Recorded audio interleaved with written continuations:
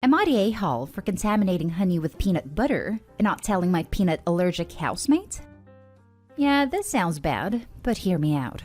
I live with fake name who is allergic to peanuts. He says it's fine if I eat them around him, but be careful with cross-contamination. I limit my peanut consumption. Don't eat peanuts food around him just in case, and I'm careful when I do. I clean everything after. I don't want to take any risks because it's not my risk to make. 2 years and not a problem, until last week. I have a doting mother who loves giving fancy gifts. Like my Easter basket this year, which had not much in the way of chocolate, but much in the way of homemade preserves, and a jar of honey. Not your supermarket plastic tub, but a proper glass jar. It looked so fancy I expected to see the names of the bees listed on it. Nope, just the location the bees lived in. Now, we have some food rules. Bottle of milk in the fridge? Ours. The fancy honey with my name stuck on it for good measure. Mine. We're pretty good with not stealing each other's food, so I feel pretty safe with leaving fancy stuff in the kitchen. Only I don't have much opportunity to eat fancy honey. I mean, pretty sure you're meant to do something special with fancy honey, right? Probably, but I don't know what. So last week, when I made myself some toast, I made a childhood favorite. Peanut butter and honey on toast. And because it was my honey with my name taped across the top, I don't think twice before dipping that peanut butter knife in my fancy honey. Probably a waste of fancy honey, but we were out of regular honey. After, I washed the knife and plate before putting them into the dishwasher and wiped down the bench just in case. I wasn't home a couple of days later when fake name decided to help himself to my honey. Now, following a hospital trip, he's home safe and we've had a chat about how to prevent such things in the future, but the question has arisen. Who here is the a-hole? Me for not writing contains nuts on the contaminated honey despite knowing my fake name is allergic? Or fake name for looking at my fancy honey and deciding to help himself to just a little bit? I mean, it's pretty annoying to have someone else eat your food, but the punishment shouldn't be a potential death sentence. And let's face it, who hasn't swiped just a little bit of a spread or condiment which doesn't belong to them? And time to fess up here, I'm the reason we were out of regular honey. We can't decide, so tell me Reddit, am I the a-hole? Now for the top comments. Not the a-hole. This never would have happened if your roommate hadn't helped himself to your food without asking. This is all on him. Just a quick, hey, can I have a bit of your fancy honey? Would have prevented this entire situation, as you obviously would have told him, nah bro, I double-dipped a peanut butter knife in that. Ask before you help yourself to other people's things.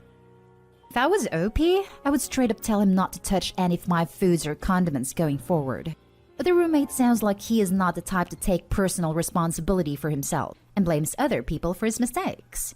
I would dare to say he would probably be quick to pursue a lawsuit if he suffered severe injuries. Don't let him misconstrue your past generosity as an open-door policy of helping himself. Explicitly tell him no. I don't know. It sounds more like this is a friendly debate they're having here than that he is about to call his lawyers. But maybe I'm getting the tone wrong.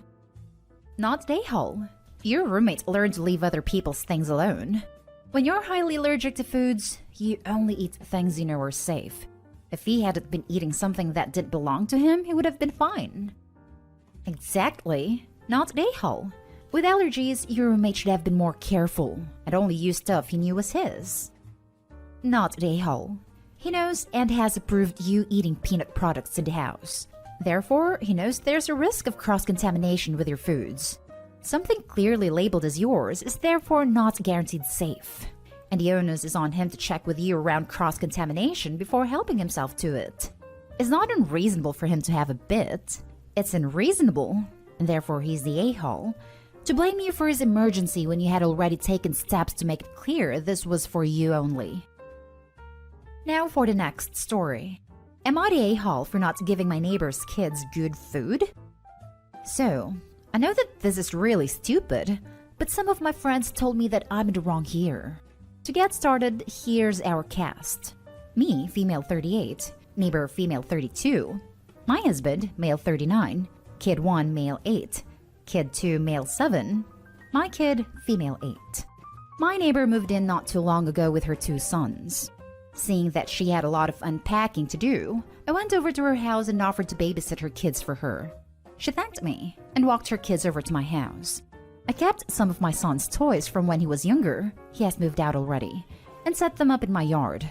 My daughter is fairly extroverted and immediately went outside to play with them. It was around noon at the time, so I started to make lunch. I made some turkey sandwiches with American cheese, a simple lunch that we always have. I brought out some plates so that the kids could eat outside on our benches. The kids loved it, and 30 minutes later the sandwiches were gone and they were back playing soccer and tag. A few hours later, the neighbor's kids and my child marched inside and sat down, tired. I put on some cartoons and told them I would be right back as I left to go get the neighbor to pick up her children. She looked tired, but was happy that she didn't have to deal with little boys running around while she unpacked. She came over and took her boys. By this time, my husband was parking in our driveway, home from work. My daughter had a fun time telling her father all about her day while I ordered pizza on my phone. About 5 minutes later, while I was still asking what everyone wanted, I hear a knock on my door. It was the neighbor. I thought she was going to thank me again, but she got angry and shouted at me. The following is some basic dialogue from what I can remember, though this did happen a few weeks ago. Me. Oh, hey neighbor. Neighbor, look, we need to talk right now. Me? Oh, sure. What do you need? Neighbor. Well, my sons told me that you gave them sandwiches for lunch. Me. Yes, I did. They really Neighbor. Well, that is not enough for my boys. They're growing boys, and they need to have good food, and not whatever you gave them. Me. Really? Neighbor. Yes. Me. No. And I shut the door in her face. My daughter didn't really hear any of our conversation, but she asked me. I just told her that the neighbor didn't like sandwiches. She didn't bother to ask further and watched some shows in her room. My husband just laughed, and so did I.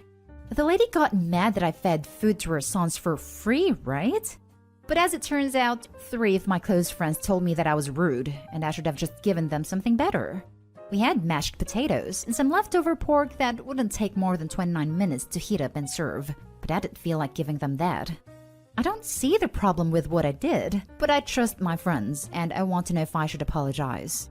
So Reddit, am I the a-hole? Not the a-hole. I feel like an absurd number of people ate a turkey sandwich for lunch today, and they're probably going to continue with their lives happily. No good deed goes unpunished, I guess. Hope she doesn't ever need a neighbor to babysit in a jam. I know I did. It was delicious. I made my kids grilled cheese for lunch. Am I going to hell?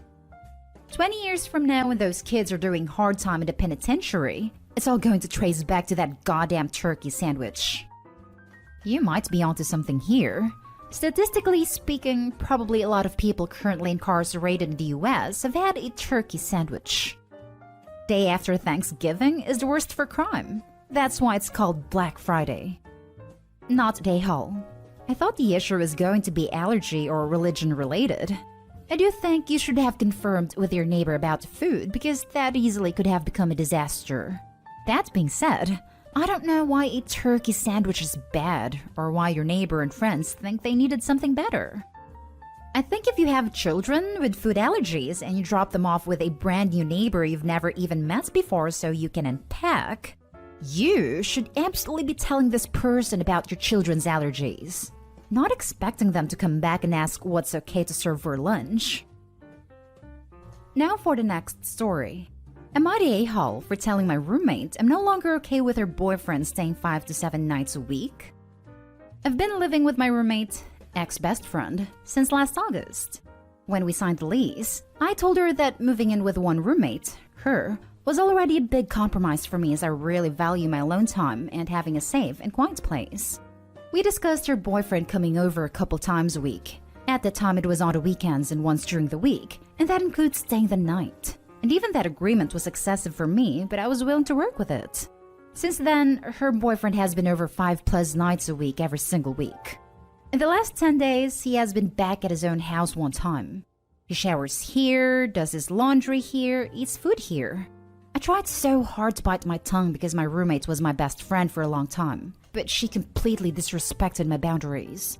I asked her a few months back if he could be here less because I was having a hard time settling into my apartment on the weekends because I never had space to utilize common areas without him just being there all the time. She flipped out and told me I have no right to determine how often he's here. Last night, I lost my cool and texted her, asking if he moved in without me knowing because it had been that long since I last had a night without him here. She said no and persisted that it wasn't my business. He is loud and messy and doesn't pay a dime to live here when he already lives at his parents' house for free. We're in our mid-20s, not even 19 or early 20s. Am I the a-hole for standing my ground and asking, as the other person who pays the bills, that he be here less frequently than 5 to 7 nights a week? Now for the top comments. Not the a-hole. She has basically moved him in without your or your landlord's permission. He pays no rent or utilities and is loud. If she refuses to either have him move out again or pay his part of the rent, etc., you might approach the landlord. You're usually obliged to get a landlord's permission before moving in an extra person. OP should really just start looking for their own place, because I don't see the roommates making nice if they are ex-friends. Agreed. If they complain to the landlord, he might agree to release them from the lease early, or kick the roommates out. That's how I'd approach it at least. Not a-hole. If he's not contributing to the house while using all the utilities and food, that's a huge problem in itself.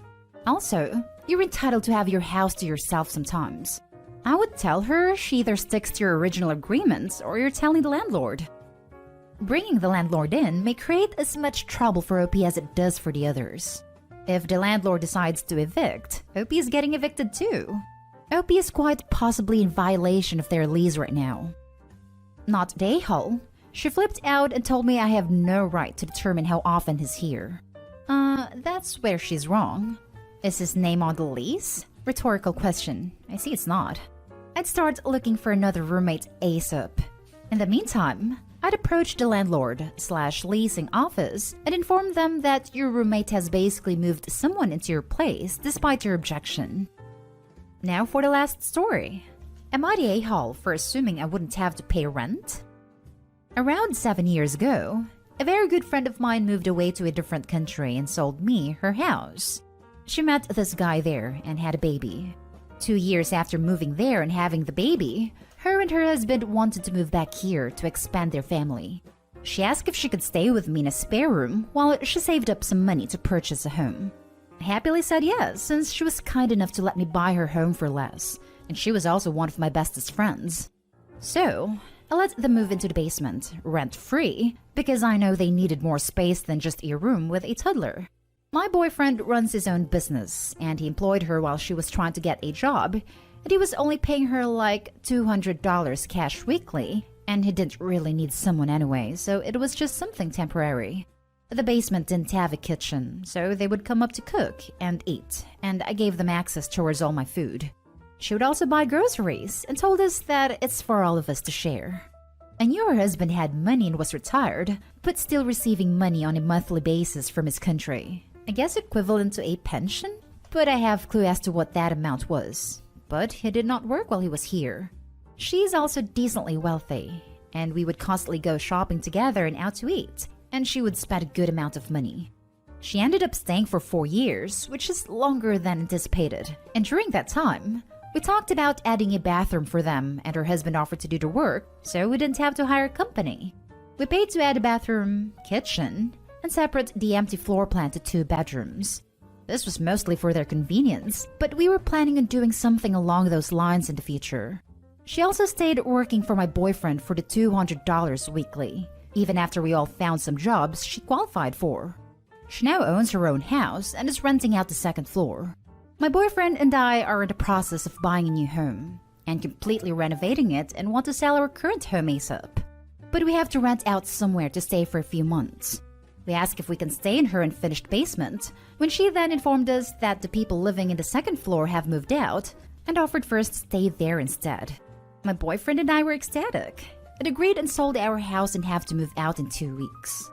We all met up for dinner this weekend and she tells us how much our rent should be. I explained to her that we weren't planning on paying rent, And why she didn't tell us about it sooner, and she asked why we assumed it would be free. In all honesty, I can afford rent, and it is cheaper than an Airbnb, but I just felt that after what we did for them, it should have been free. Let me know. Am I the a-hole? Not the a-hole. They lived rent-free for 4 years and can't let you crash for a couple of weeks? That's really crappy. I'd hazard she only offered you the second floor for that very reason. I'd go stay in a hotel and avoid giving them your money if they can't see reason. Added to add, maybe present them with what their rent would have been had you charged them what they want to charge you. Obviously, you can't go back on this and ask for it, but maybe it will put into perspective just how much they saved. Thank you so much for the input. My boyfriend and I are currently looking for other options. Feel kind of weird for being like, this is how much you were to owe me if I wasn't such a nice person, because I didn't do it expecting anything in return. Not the a-hole. Please, examine your relationship with this fair weather friend. I mean, you could mention that you thought it would be free, as you did let her live in yours for 4 years, and renovated it for her without so much as charging her a cent. Which is why you didn't think that you would have to pay rent. She'll probably be mortified to reveal a different color to that you have seen. I know. I valued our friendship so much, and when I did a favor, I always thought she'd do the same for me. Well, I guess I was wrong about that. Very obviously not the a-hole. It's a simple tit-for-tat situation. You could have been making money from that basement for 4 years, but instead chose to let your friend live rent-free there out of the kindness of your own heart. I would kill to have friends as generous as you, Opie. From what you've established about their financial situation, she doesn't need to rent money. If that's the case, there's no reason why they can't pay you back for your years of generosity by letting you live rent-free for a few months. Given the fact that she overstayed her welcome, maybe she's worried you'll do the same to her, and that's why she wants to implement some kind of financial control here. Thank you so much. I feel extremely betrayed by her. And I've never felt that before, because she's always been equally as generous except the situation. Which is why this is so hard for me to process.